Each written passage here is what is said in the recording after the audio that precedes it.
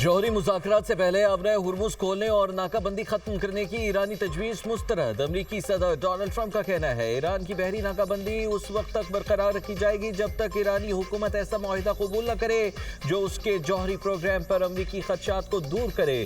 امریکی web site کے مطابق صدر ٹرمپ نے کہا ناکہ بندی بمباری سے کچھ زیادہ مؤثر ہے۔ ایران شدید دباؤ میں ہے اور اس کے لیے حالات مزید خراب ہوں گے۔ خلا بازوں سے ملاقات کے دوران صدر ٹرمپ نے کہا ایران کے خلاف جنگ میں اہداف حاصل کر لیے۔ روسی صدر سے ٹیلی فون پر بات ہوئی۔ صدر پوتن ایران کی مدد کرنا چاہتے ہیں، وہ نہیں چاہتے ایران جوہری ہتھیار استعمال کرے۔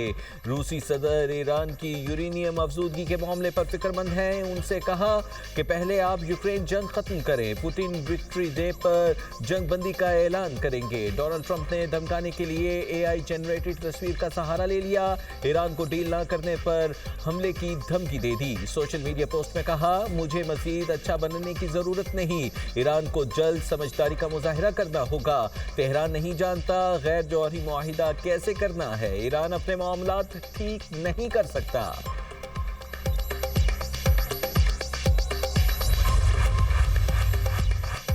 ایران کی بحری ناکہ بندی کا مقصد ملک کو کمزور کرنا ہے۔ ایرانی پارلیمنٹ کے اسپیکر باقر قالیباف کہتے ہیں ڈونلڈ ٹرمپ ایران کو سخت گیر اور اعتدال پسند گروہوں میں تقسیم کرتے ہیں۔ وہ معاشی دباؤ اور اندرونی اختلافات کے ذریعے ایران کو جھکانے کی کوشش کر رہے ہیں۔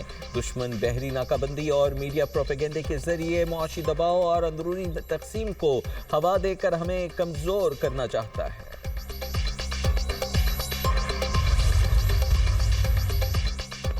ایران جنگ پر اب تک $25 ارب کا امریکی خرچہ۔ پینٹاگون کے عہدیدار جولز ہسٹ کا کانگریس کی آرمڈ سروسز کمیٹی کے سامنے انکشاف۔ بریفنگ میں کہا رقم کا زیادہ تر حصہ اسلحہ اور گولہ بارود پر خرچ ہوا۔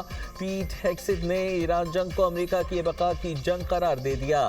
کہا صدر کی جانب سے $1.5 ٹریلین کے فوجی بجٹ کی درخواست سنگین صورتحال کی عکاس ہے۔ جنرل ڈینکن نے کہا ہمیں اپنی افواج کو مزید جدید بنانے کی ضرورت ہے۔ ایران جنگ کا مقصد امریکہ کو محفوظ بنانا تھا۔ ایران کو کسی صورت جوہری ہتھیار رکھنے کی اجازت نہیں دے سکتے۔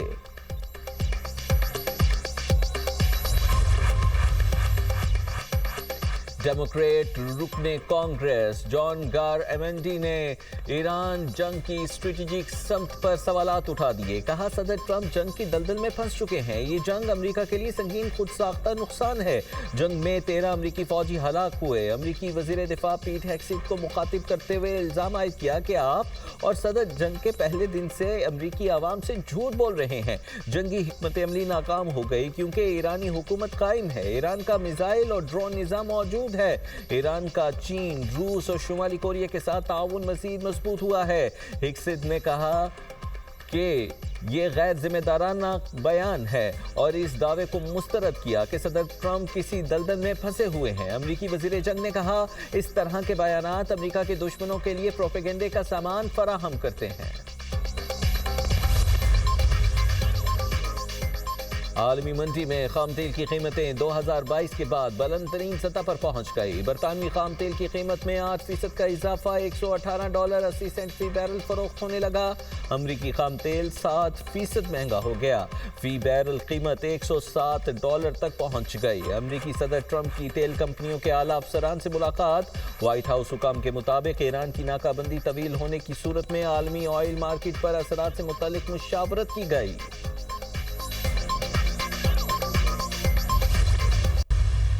بے پناہ کاوشیں کی گئیں پاکستان کی طرف سے، جس میں فیلڈ مارشل سید عاصم منیر اور اسحاق ڈار صاحب انہوں نے بہت کوشش کی۔ 11 اپریل کی رات جو بات چیت کا جو سلسلہ یہاں پر ہوا وہ 21 گھنٹے چلا۔ فارن منسٹر ایران کے وہ تشریف لائے اپنی ٹیم کے ذریعے، ان کے ساتھ پھر میراتھن سیشنز ہوئے، لیکن اس دوران خام تیل کی قیمتیں دوبارہ آسمان سے باتیں کر رہی ہیں۔ جمعہ ہے، اس دن پھر ہم نے نئی قیمتوں کا تعین کرنا ہے، تو یہ ایک چیلنجنگ صورتحال ہے۔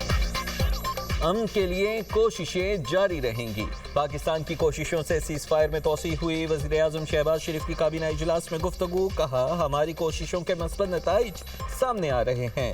فریقین میں ثالثی کی کوشش کی گئی۔ اسحاق ڈار فیلڈ مارشل سید عاصم منیر نے خطے میں قیام امن کے لیے صدق دل سے بھرپور کاوشیں کی۔ 11 اپریل کو ایران امریکہ مذاکرات کا سیشن 21 گھنٹے چلا۔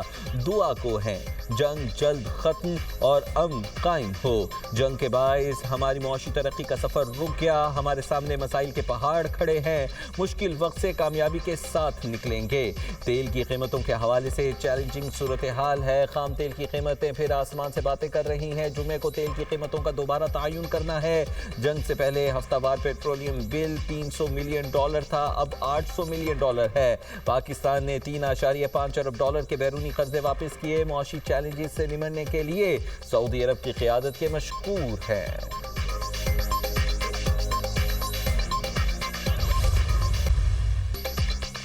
سیر پر سوا سیر، برطانوی بادشاہ چارلس نے امریکی صدر ڈونلڈ ٹرمپ کو لاجواب کر دیا۔ بولے، مسٹر ٹرمپ، آپ نے کہا اگر امریکہ نہ ہوتا تو یورپی ممالک جرمن بول رہے ہوتے، اگر ہم نہ ہوتے تو امریکی فرانسیسی بول رہے ہوتے۔ امریکہ کے خاص تعلقات برطانیہ کے ساتھ نہیں، اسرائیل کے ساتھ ہیں۔ برطانوی اخبار فائنینشل ٹائمز کی رپورٹ میں امریکہ میں برطانوی سفیر کرسچین ٹرنر کی آڈیو لیک ہونے کا انکشاف۔ آڈیو میں برطانوی سفیر نے کہا امریکہ اور برطانیہ کے درمیان تعاون جاری رہے گا، لیکن یہ تعلق اب پہلے جیسا نہیں۔ بدلتی ہوئی عالمی صورتحال کے مطابق امریکہ اب برطانیہ تعلق بھی نئی شکل اختیار کر رہا ہے۔ یورپ اب مکمل طور پر امریکہ کے سیکورٹی نظام پر انحصار نہیں کر سکتا۔ مغربی اتحادی ممالک کو اپنے تعلقات اور ذمہ داریوں کا سر نو جائزہ لینا ہوگا۔ برطانوی دفتر خارجہ نے امریکہ میں برطانوی سفیر کے لیک بیان پر رد عمل دیتے ہوئے کہا یہ سفیر کی ذاتی رائے اور خیالات ہیں، حکومتی پالیسی کی عکاس نہیں۔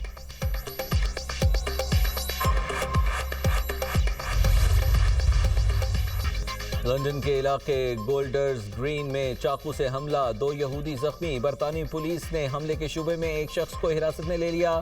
پولیس نے چاقو حملے کو دہشت گردی کا واقعہ قرار دے دیا۔ برطانوی وزیر اعظم کیئر سٹارمر کی حملے کی مذمت، کہا لندن میں چاقو سے حملہ تشویشناک ہے۔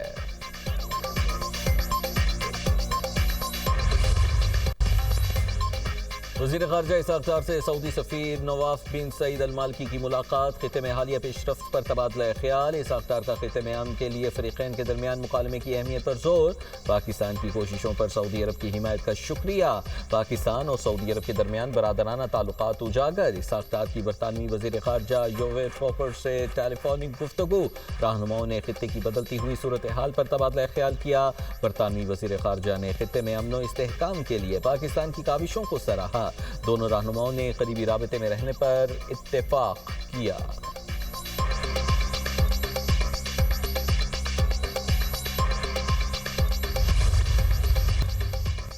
آزادی کے بعد مارکہ حق ہماری تاریخ کا روشن باب ہے۔ وزیر دفاع خواجہ آصف کہتے ہیں مارکہ حق کے بعد ہم سفارتکاری کے محاذ پر دنیا میں ابھرے۔ وزیر اعظم اور فیلڈ مارشل امن کے حوالے سے سب کی آنکھ کا تارا بنے ہوئے ہیں۔ پاکستان کی لیڈرشپ نے تاریخ ساز کردار ادا کیا۔ پی ٹی آئی کے اندر انتشار اتنا زیادہ ہے، باہر سے کسی کو دخل اندازی کرنے کی ضرورت ہی نہیں۔ پی ٹی آئی رہنما ٹی وی پر ایک دوسرے کے خلاف بیانات دیتے ہیں۔